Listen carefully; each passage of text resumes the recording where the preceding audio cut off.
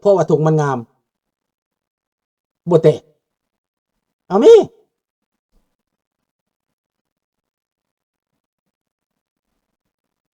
จะบอกว่าส่งออกบ่คุ้มก็แล้วแต่เนอะ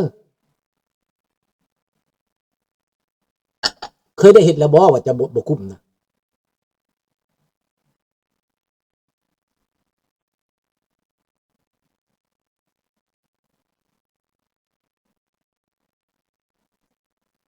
คันบ่ได้เคยได้เห็นแล้วอย่าว่าว่ามันบ่คุ้ม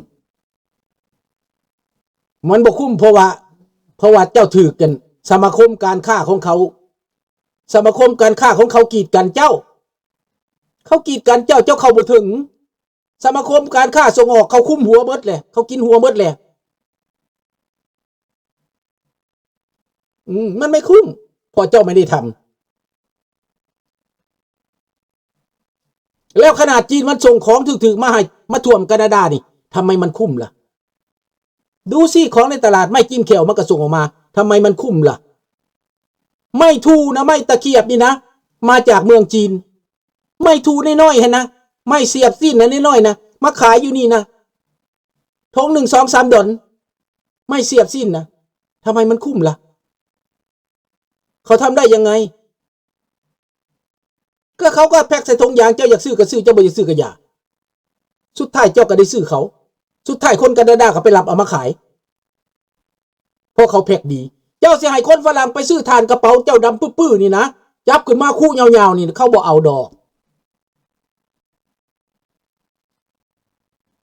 จะต้องแปรรูปไปเรียนรู้ตลาดนะคิดดีๆคือดีๆลุงเว้านี่นะ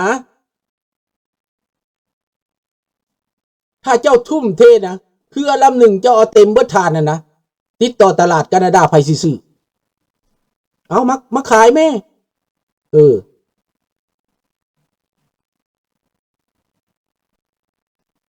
สบายดีเบิดทุกท่านเด้อ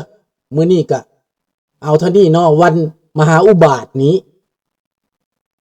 ให้มันพินาศระบบอันนี้ให้ประชาชนลาวจงมื่นหูมื่นตาขอสิ่งศักดิ์สิทธิ์จงดลบันดาลให้คนลาวนี่ตื่นขึ้นไวๆเด้อสิ่งเว้านี่บ่แม่นแต่เว้าอย่างเดียวเว้าให้ศึกษาเบิ่งเด้อจากเวียดนามประเทศที่เขาบ่ได้มีอีหยังเบิดแต่ก่อนและเป็นหยังของทุกสิ่งทุกอย่างส่งมานี่หมากกล้วยหมากมี่หมากม่วงเป็นหยังจะมาจากเวียดนามขนาดหมากไม้นี่ไม่สู้ไทยไม่ได้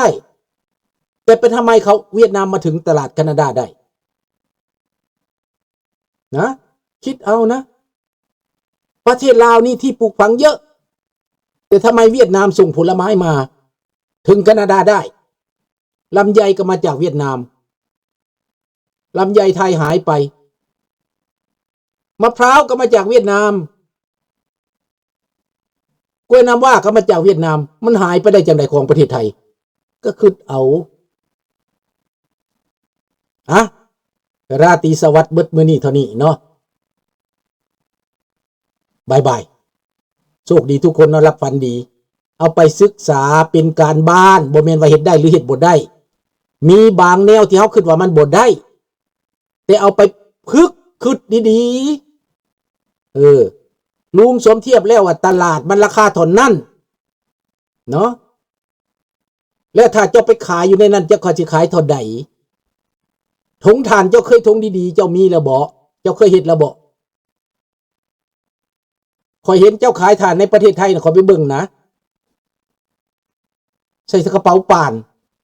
ใส่กระสอบดำปื้อๆข่อยไปจับนี่ก็ดำมือน่ะแต่ไผสิซื้อเจ้าส่งออกไปแบบนั้นน่ะเนาะเอาคิดเอาเด้อซอกทานนะเบอร์1ออกมาขายเบิ่งดูลุงนี่เป่าละ20ทงละ20นี่ลุงซื้อเด้อ20ดอลนี่น่ะเจ้าสิส่งออกมาเท่าใดราคาเท่าใดสุดแล้วแต่ส่งออกมาทางกำปั้นเด้อลองเบิ่งราคาเท่าใดก็เอามานะให้มันมาฮอดของดีนี่เอามาลองเบิ่งแล้วมันขายดีจังค่อยเอามาราคาแพงขึ้นโชคดีทุกคนบ๊ายบายราตรีสวัสดิ์ Good night thank you ขอให้ทุกคนเติ่งโชคดีเด้ออยู่ดีมีแฮงนอนหลับฝันดีบ๊ายบาย